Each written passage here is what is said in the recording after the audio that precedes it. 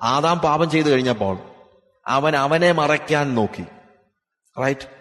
ദാവീദ് പാപം ചെയ്തു കഴിഞ്ഞപ്പോൾ അവൻ പറയാണ്, എവിടെ പോയി മറയ്ക്കാൻ? ഞാൻ എവിടെ പോയാലും നിനക്കത് മറവായിരിക്കുകയില്ല. ആകെ എനിക്ക് നിന്നോട് ആവശ്യപ്പെടാൻ കഴിയുന്ന ഏക കാര്യം നിന്റെ മുഖം മറയ്ക്കണമെന്നാ. നമ്മളൊക്കെ പാപം ചെയ്യാഞ്ഞിട്ടല്ല, നമ്മളൊക്കെ നീതിമാന്മാരായി ഭൂമിയിലേക്ക് അവതരിച്ചത് കൊണ്ടല്ല. പ്രത്യുത ഇന്ന് നമ്മൾ ജീവനോടിരിക്കുന്നതിന്റെ കാരണം നമ്മുടെ പാപങ്ങളെ കാണാതെ വണ്ണം അവന്റെ മുഖം മറച്ചതാണ്.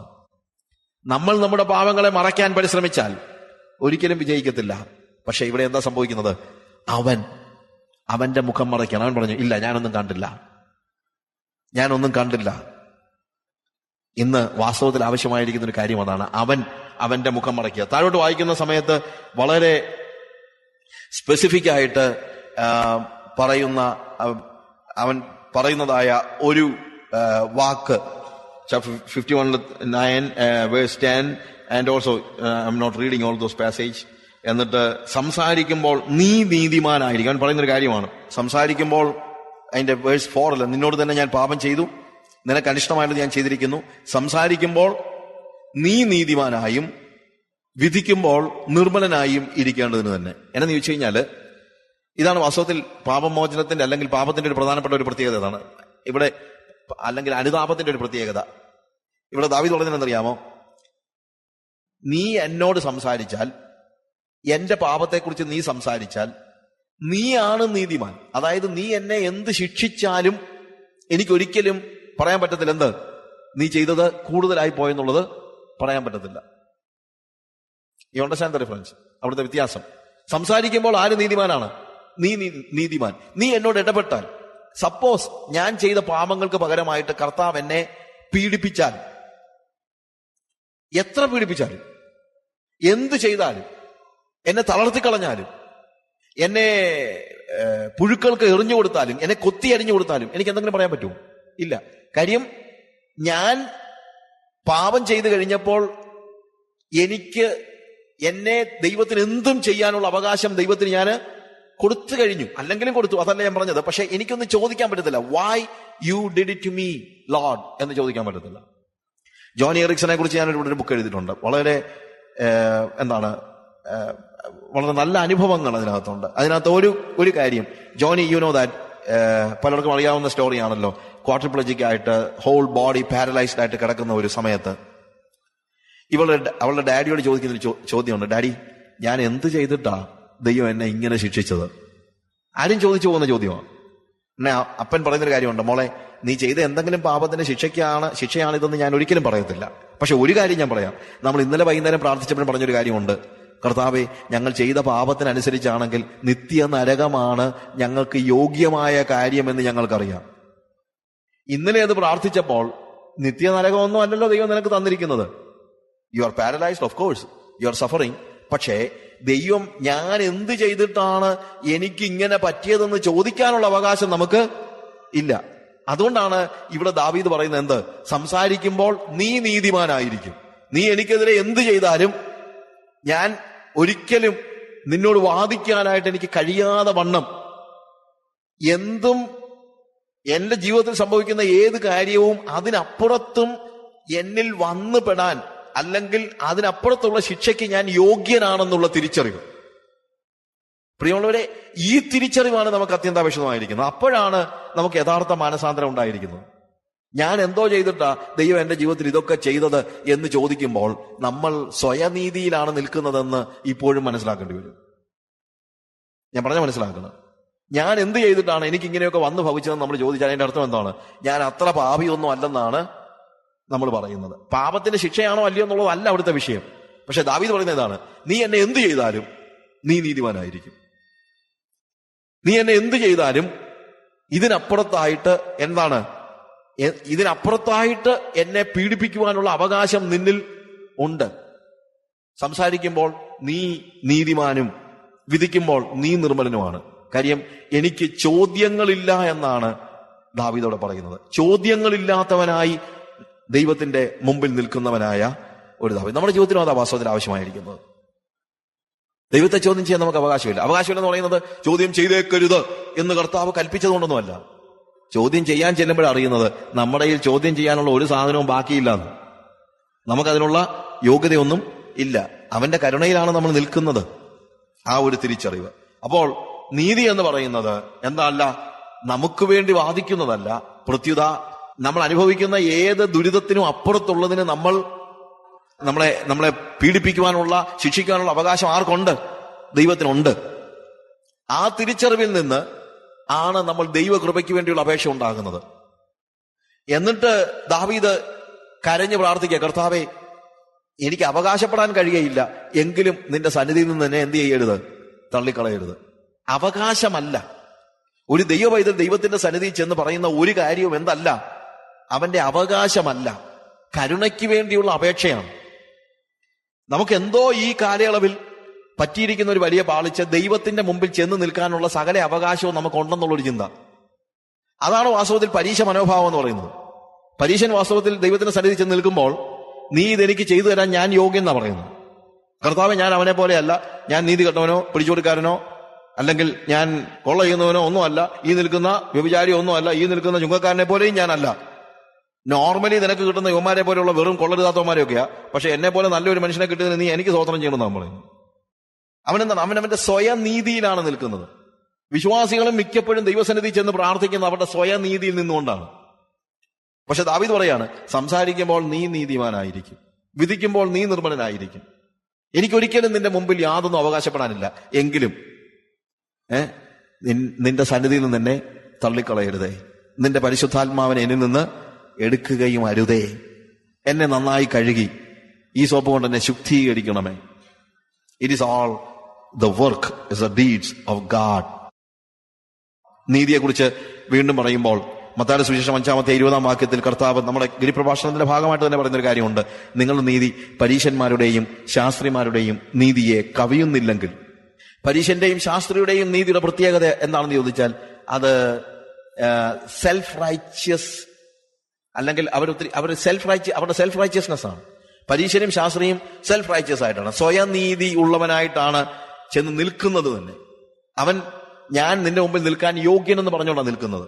രണ്ടാമത്തെ ഒരു കാര്യം, അവരുടെ നീതിയുടെ, പരീശന്റെ നീതിയുടെ ഒരു പ്രത്യേകത, അല്ലെങ്കിൽ ശാസ്ത്രിമാരുടെ നീതിയുടെ പ്രത്യേകത, അവര് ഓരോ നിയമങ്ങളും അക്ഷരം പ്രതി എടുത്തു പറഞ്ഞിട്ട് പറയാണ്, ഞങ്ങൾ അത് ചെയ്തിട്ടില്ല. അതിനെക്കുറിച്ച് നമുക്ക് വീണ്ടും പഠിക്കാൻ സമയമുണ്ട്. I think may be we can learn it later. പക്ഷെ അവിടുത്തെ ഒരു കാര്യം ഞാൻ നേരത്തെ പറയാം. അതായത് കൊല ചെയ്യരുത് എന്ന് പൂർവന്മാർ അരുളി ചെയ്ത് നിങ്ങൾ കേട്ടിട്ടുണ്ടല്ലോ. കൊല ചെയ്യരുത് എന്ന് പറയുമ്പോൾ കൊലപാതകം നടക്കുന്നത് വരെ ഇവൻ പാപിയല്ലെന്ന ഇവന്റെ ചിന്ത. അതാണ് ശാസ്ത്രിയുടെ പ്രത്യേകത. അവൻ പറയുന്നത്, ഞാൻ ആരെയും കൊന്നിട്ടില്ല, പക്ഷെ ഹൃദയത്തിൽ 1000 വട്ടം ഇവൻ സഹോദരനെ, അവന്റെ സാഹോദര്യത്തെ നിഷേധിച്ചിട്ടുണ്ട്. അപ്പോൾ യേശു കർത്താവ് നീതി എന്ന് പറയുമ്പോൾ, നിങ്ങളുടെ നീതി പരീശന്മാരുടെയും ശാസ്ത്രിമാരുടെയും നീതിയെ കവിയുന്നില്ലെങ്കിൽ എന്ന് പറയുമ്പോൾ, പ്രവൃത്തിയിലല്ല, പ്രവൃത്തിക്ക് പിന്നിലുള്ള ഹൃദയത്തിന്റെ ശുദ്ധിയാണ്, ഇന്റൻഷനാണ് കർത്താവ് അവിടെ വ്യക്തമാക്കുന്നത്. ആ ഹൃദയത്തിന്റെ ഇന്റൻഷൻ തന്നെ നീതിയാണെങ്കിൽ മാത്രമേ നമ്മുടെ നീതി പരീശന്റെയും ശാസ്ത്രിയുടെയും നീതിയെ കവിയുന്നുള്ളൂ എന്ന് നമ്മൾ മനസ്സിലാക്കണം. നീതി എന്ന് പറയുമ്പോൾ വീണ്ടും ഞാനത് ഇച്ചിരി ഓടിച്ച് പറഞ്ഞു പോകുക, പിന്നീട് അതിനെക്കുറിച്ച് വിശദമാക്കാൻ സമയമുണ്ടെങ്കിൽ ചെയ്യാം. നീതി എന്ന് വീണ്ടും പറയുമ്പോൾ അത് സ്വയത്യാഗത്തിലാണ് നീതി നമ്മൾ കണ്ടെത്തേണ്ടത്. എന്നെ തന്നെ ന്യായീകരിക്കുമ്പോൾ നീതി അപ്രസക്തമാവുകയാണ്. മറ്റുള്ളവർക്ക് വേണ്ടി ഏൽപ്പിച്ചു കൊടുക്കുമ്പോഴാണ് നീതി യാഥാർത്ഥ്യമുള്ളതായിത്തീരുന്നത്. ഇതിന് ഉദാഹരണമായിട്ട് ഞാൻ പറയാറുള്ള ഒരു കാര്യം, ഒരു ക്യാരക്ടർ യോസഫിന്റെ ക്യാരക്ടറാണ്. യോസഫ് എന്ന് പറയുമ്പോൾ മറിയ വിവാഹം കഴിച്ച യേശുവിന്റെ അപ്പനായിരുന്ന യോസഫ്. യോസഫിന്റെ നീതിയുടെ പ്രത്യേകത എന്തായിരുന്നു എന്ന് നമുക്ക് നോക്കാം. സ്റ്റോറി നിങ്ങൾക്ക് എല്ലാം അറിയാവുന്ന ഞാൻ പറയാണ്. യോസഫ് വിവാഹം കഴിക്കാൻ തീരുമാനിച്ചതായ സ്ത്രീ മറിയ, അവർ കൂടി വരും മുമ്പേ അവൾ ഗർഭിണിയാണെന്നുള്ളത് തിരിച്ചറിഞ്ഞു. യഹൂദ പശ്ചാത്തലത്തിലും പല നോർത്ത് ഇന്ത്യൻ പശ്ചാത്തലത്തിലും വിവാഹം എന്ന് പറയുന്നത് ഒരു പ്രോസസ്സാണ്. നമ്മൾ ഉദ്ദേശിക്കുന്നതിന് കുറച്ചുകൂടെ, നമ്മളിപ്പം വിവാഹ നിശ്ചയം കഴിഞ്ഞ് കല്യാണത്തിന്റെ തലേ ദിവസം വിവാഹം വേണ്ടെന്ന് വെച്ചാലും വലിയ പ്രശ്നമൊന്നും നമ്മുടെ ഇടയ്ക്ക് ഉണ്ടാകാൻ പോകുന്നില്ല. പക്ഷേ യഹൂദ പശ്ചാത്തലം അനുസരിച്ച് വിവാഹ നിശ്ചയം കഴിഞ്ഞാൽ ഒരു സ്ത്രീയെ ഭാര്യ എന്ന നിലയിലാണ് കണക്കാക്കുന്നത്. അവരുടെ വിവാഹം കഴിഞ്ഞതുപോലെയാണ് വിവാഹ നിശ്ചയം കഴിഞ്ഞാൽ. പിന്നെ അടുത്ത പരിപാടി എന്ന് പറയുന്നത് അവളെ വീട്ടിലേക്ക് കൂട്ടിക്കൊണ്ടുവരിക എന്നുള്ളതേ ഉള്ളൂ. വിവാഹം കഴിഞ്ഞ് കുറച്ച് നാളുകൾ, വിവാഹ നിശ്ചയം കഴിഞ്ഞ് കുറച്ച് നാളുകൾ ഈ പെൺകുട്ടി അപ്പന്റെയും അമ്മയുടെയും വീട്ടിൽ തന്നെ കഴിയുന്നു, അത്രയേ ഉള്ളൂ. അങ്ങനെ വരുമ്പോൾ ഓൾമോസ്റ്റ് വിവാഹം കഴിഞ്ഞ നിലയിലാണ് യോസഫും മറിയയും. അതുകൊണ്ടാണ് നിന്റെ ഭാര്യയായ മറിയയെ ചേർത്ത് കൊള്ളുവാൻ നീ ശങ്കിക്കണ്ടെന്ന് പറയുന്നത്. അല്ലാതെ നീ കല്യാണം കഴിക്കാൻ പോകുന്ന പെണ്ണെന്നല്ല പറഞ്ഞിരിക്കുന്നത്, നിന്റെ ഭാര്യയായ. കാര്യം അവരുടെ ഹൃദയത്തിലും യഹൂദ പശ്ചാത്തലത്തിലും ഹസ്ബൻഡ് ആൻഡ് വൈഫ് റിലേഷൻഷിപ്പ് തന്നെയാണ്. ബെട്രോത്തിൽ കഴിഞ്ഞാൽ ഉടനെ തന്നെ അവരുടെ റിലേഷൻ അത്രയ്ക്കും സ്ട്രോങ് ആണ്. അങ്ങനെ ഈ മറിയ അവർ കൂടി വരും മുമ്പേ അവളുടെ ഭവനത്തിലായിരിക്കുമ്പോൾ തന്നെ അവൾ ഗർഭിണിയാണെന്ന് തിരിച്ചറിഞ്ഞു. അതൊരു വല്ലാത്തൊരു സ്റ്റേജാണ്. ദൂതൻ അവളുടെ അടുത്ത് ചെന്നിട്ട് പറയാണ്, പരിശുദ്ധാത്മാവ് നിന്റെ മേൽ ഒരു ഇറങ്ങി വരും, നീ ഗർഭിണിയായി ഒരു മകനെ പ്രസവിക്കും എന്നൊക്കെ പറയുമ്പോഴത്തേക്ക് ഇവൾ വാസ്തവത്തിൽ അവൾ ആകെപ്പാടെ വിരണ്ടു പോവുകയാണ്. അവൾ പറയാണ്, ഞാൻ പുരുഷനെ അറിയാൻ ഇത് എങ്ങനെ സംഭവിക്കും? കാര്യം ഇതിന്റെ കോൺസിക്വൻസ് അവൾക്ക് ശരിക്കും അറിയാം. ഇതിന്റെ കോൺസിക്വൻസ് എന്താണ്? ഇവൾ ഗർഭിണിയായിട്ട് യോസഫിന്റെ അടുത്ത് ചെന്നാൽ യോസഫ് സ്വീകരിക്കുമോ? ഒരിക്കലും സ്വീകരിക്കത്തില്ല. ഇനി അതല്ല, യോസഫ് സ്വീകരിക്കത്തിലും തന്നെയല്ല, ഇവളുടെ ജീവനും അപകടത്തിലാണ്. കാരണം ഇവൾ വ്യഭിചാരം ചെയ്തു എന്നല്ലാതെ വേറെ ഒന്നും വിശ്വസിക്കാൻ പറ്റത്തില്ല. അങ്ങനെ ഇവർ കൂടി വരും മുമ്പേ ആര് മനസ്സിലാക്കി? യോസഫ് മനസ്സിലാക്കി മറിയ ഗർഭിണിയാണെന്നുള്ളത്. അതുകൊണ്ട് അവളെ ഗൂഢമായി ഉപേക്ഷിക്കാൻ തീരുമാനിച്ചു. ഈ ഒരു വാക്ക് ഭയങ്കര ഒരു ക്ലൂ നൽകുന്നുണ്ട്. എന്താണ് ഗൂഢമായി ഉപേക്ഷിക്കാൻ തീരുമാനിച്ചെന്ന് പറഞ്ഞു കഴിഞ്ഞാൽ മറ്റൊന്നുമല്ല, കാരണം പറയാതെ ഉപേക്ഷിക്കാനെന്നേ ഉള്ള അതിനകത്തെ അർത്ഥം. അതായത് എന്താണെങ്കിലും മറിയ ഉപേക്ഷിച്ചാലേ പറ്റുള്ളൂ. ഉപേക്ഷിക്കുമ്പോൾ കാരണം പറയാതെ ഉപേക്ഷിക്കണം. എന്താണ് കാരണം പറയാതെ? നോർമലി ഇവന് വളരെ ഈസി ആയിട്ട് ചെന്നിട്ട് സെന്നദ്രീം സംഘത്തിൽ ചെന്നിട്ട് പറയാൻ പറ്റുന്ന ഒരു കാര്യമുണ്ട്. ഞാൻ വിവാഹം കഴിക്കാനായിട്ട് തീരുമാനിച്ച സ്ത്രീയാണ് ഇവള്, ഞങ്ങൾ ഒരുമിച്ച് കൂടി വന്നിട്ടില്ല, പക്ഷെ ഇവൾ ഗർഭിണിയാണ്, അതുകൊണ്ട് ഇവൾ വ്യഭിചാരിയാണ്. ക്ലീനാണ്, അവന് ഒരു പ്രശ്നവുമില്ല. മറിയയുടെ ജീവിതം തീർന്നു, പക്ഷെ അവന് യാതൊരു പ്രശ്നവുമില്ല. മറിയ അവർ ചിലപ്പോൾ കല്ലെറിഞ്ഞെന്നിരിക്കും, അല്ലെങ്കിൽ തന്നെ അപമാനിക്കപ്പെട്ടെന്നിരിക്കും. പക്ഷെ ഇവന്റെ കാര്യത്തിൽ ഇവന് യാതൊരു പ്രശ്നം ഉണ്ടാവില്ല. കാര്യം ഇവൻ ഒരു കുറ്റക്കാരനുമല്ല, അവന് വേറെ പെണ്ണിനെ കല്യാണം കഴിക്കാം, ഒരു പ്രശ്നമില്ല. എന്നാൽ കാരണം പറയാതെ ഉപേക്ഷിച്ചാലുള്ള പ്രശ്നം എന്ന് പറഞ്ഞാൽ ചെല്ലുന്നത് ഒന്നും പറയുന്നില്ല, ഞാൻ അവളെ ഉപേക്ഷിക്കുകയാണ്. എന്താണ് കാരണം? കാരണമൊന്നുമില്ല. കാരണമൊന്നുമില്ല എന്ന് പറയുമ്പോഴും മറിയ ആരാണ്? ഗർഭിണിയാണ്. അപ്പോൾ ഞാൻ കാരണം പറഞ്ഞില്ലെങ്കിൽ നാട്ടുകാർ കാരണം കണ്ടുപിടിക്കും. നാട്ടുകാരെന്താ പറയും? മാന്യം ചമഞ്ഞ് നടക്കുക, ഒരു പെണ്ണിനെ കല്യാണം കഴിച്ചിട്ട് അവളിപ്പോ ഗർഭിണിയാ, അവളെ ഗർഭിണിയാക്കിയിട്ട് ഇവൻ വേണ്ട രക്ഷപ്പെടാൻ നോക്കുക. അപ്പോൾ കുറ്റക്കാരൻ ആരായിത്തീരും? യോസഫ്. കാരണം പറഞ്ഞാൽ യോസഫ് കുറ്റവാളി അല്ല, മറിയ കുറ്റവാളിയാണ്. കാരണം പറഞ്ഞില്ലെങ്കിൽ ആര് കുറ്റവാളി ആയിത്തീരും? യോസഫ് കുറ്റവാളി ആയിത്തീരും.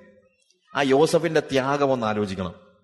യോസഫ് പറയുന്നത്, ആ മറിയയെ അവൾക്ക് ലോകാപവാദം വരുത്താതിരിക്കേണ്ടതിന്, അതിനിഷ്ടമില്ലാത്തത് കൊണ്ട് അവളെ ഗൂഢമായി ഉപേക്ഷിക്കാൻ തീരുമാനിച്ചു. അതായത് ശരിക്കും മറിയയെക്കുറിച്ച് ഇവന്റെ മനസ്സിലുണ്ടാകേണ്ട വികാരം എന്താണ്? അവൻ അറിയാവുന്ന ഒറ്റ കാര്യമേ ഉള്ളൂ, ഞാൻ വിവാഹം കഴിക്കാൻ തീരുമാനിച്ച പെൺകൊച്ച് ഇപ്പോൾ മറ്റൊരു പുരുഷന്റെ കൂടെ താമസിച്ച് എന്നെ വഞ്ചിച്ചു. അങ്ങനെ വഞ്ചകിയായ അവനെ വഞ്ചിച്ച ഒരു സ്ത്രീയോടാണ് അവൻ കാണിക്കുന്ന കാരുണ്യം. അവനറിയത്തില്ലല്ലോ ഇത് പരിശുദ്ധാത്മാവിനാണെന്നുള്ള ആർക്കറിയത്തില്ല, യോസഫിന് അറിയത്തില്ല. യോസഫിന്റെ നോട്ടത്തിൽ എന്നെ വഞ്ചിച്ച ഒരു സ്ത്രീ, എന്റെ ഭാര്യ എന്നെ വഞ്ചിച്ചു, അവൾ മറ്റൊരു പുരുഷനുമായി ബന്ധപ്പെട്ടു, അവൾ ഇപ്പോൾ ഗർഭിണിയാണ്. ഞാൻ നോർമലി എന്തായിരിക്കും ചെയ്യുന്നത്? എനിക്കൊന്നും പ്രത്യേകിച്ച് ചിന്തിക്കേണ്ട കാര്യമില്ല. എനിക്ക് നേരെ പോയി നീതിമാനായിട്ട് എനിക്ക് സന്നദ്ധ സംഘത്തിൽ പറയാം. എന്ത് പറയാം? ഐ എം റൈച്ചസ്, ഇവൾ അൺറൈച്ചസ് ആണ്. അവളെ പബ്ലിക് എക്സാമ്പിൾ ആക്കുകയാണ്, അല്ലെങ്കിൽ മറ്റുള്ളവരുടെ മുമ്പിൽ അപമാനിക്കുകയാണ്. ഒരുപക്ഷെ അവളെ കല്ലെറിഞ്ഞ് കൊല്ലപ്പെട്ടേക്കാം. എന്നാൽ യോസഫ് തീരുമാനിച്ചു, നോ, ഞാൻ ഒരിക്കലും ആ പെൺകുട്ടി എന്ത് ചെയ്യത്തില്ല, അപമാനിക്കാൻ ഏൽപ്പിച്ചു കൊടുക്കത്തില്ല. അപമാനിക്കാൻ ഏൽപ്പിച്ചു കൊടുക്കാതിരിക്കണമെങ്കിൽ ഇവൻ അപമാനമേറ്റാലേ പറ്റുള്ളൂ. ഞാൻ പറഞ്ഞ മനസ്സിലാക്കണം. തന്നെ വഞ്ചിച്ചുവെന്ന് തനിക്ക് ബോധ്യമുള്ള പെൺകുട്ടി അപമാനിതയായി തീരാതിരിക്കാൻ വേണ്ടി സ്വയം അപമാനമേറ്റെടുക്കുന്നവനാണ് യോസഫ്. ആ യോസഫിനെ കുറിച്ചാണ് പരിശുദ്ധാത്മാവ് രേഖപ്പെടുത്തുന്നത്. അവളുടെ ഭർത്താവായ യോസഫ് നീതിമാനാകൊണ്ട് അവളെ ഗൂഢമായി ഉപേക്ഷിക്കാൻ തീരുമാനിച്ചെന്ന്. അപ്പൊ എന്താണ് നീതിമാൻ എന്ന് പറഞ്ഞു കഴിഞ്ഞാൽ?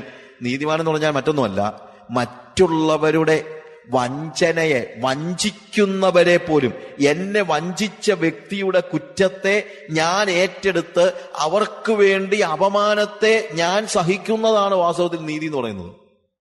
അത്ര കുറഞ്ഞ കാര്യമൊന്നുമല്ല റൈച്ചസ്നെസ്. കാര്യം a righteous person never want to see that he is hurting somebody. മറ്റൊരാളെ ഹർട്ട് ചെയ്യുന്നത് അവൻ ഇഷ്ടമല്ല. ഒരുത്തൻ നീതിമാനാണെങ്കിൽ മറ്റൊരാളെ അപമാനിക്കുന്ന കാര്യത്തിന് കൂട്ടുനിൽക്കത്തില്ല, അത് തന്നെ വഞ്ചിക്കുന്ന വ്യക്തിയാണെങ്കിൽ പോലും. അതുകൊണ്ട് നമ്മൾ ഉദ്ദേശിക്കുന്നത് പോലെ അത്ര ഈസി ആയിട്ടുള്ള കാര്യമല്ല യോസഫിനെ പോലെ നീതിമാനാവുക എന്ന് പറയുന്നത്.